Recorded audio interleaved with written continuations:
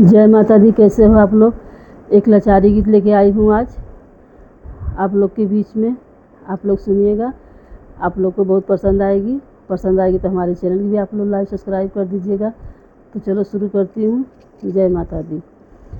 हंसी के कहे गुजरिया बलमू छपवादा चुनरिया, हंसी के कहे गुजरिया बलमू छपवादा चुनरिया। एक ओरी गंगा हो एक ओरी यमुना, एक ओरी गंगा हो एक ओरी यमुना, बिचवा में सरग्यू लहरिया बलमू छपवादा चुनरिया, बिचवा में सरग्यू लहरिया बलमू छपवादा चुनरिया।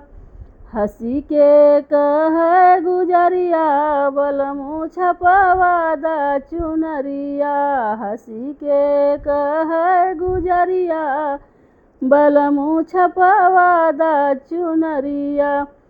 एक ओरी सूरज हो एक ओरी चंदा, एक ओरी सूरज हो एक ओरी चंदा, बिचवा में तारा जरिया बलमू छपवादा चुनरिया, बिचवा में तारा जरिया बलमू छपवादा चुनरिया।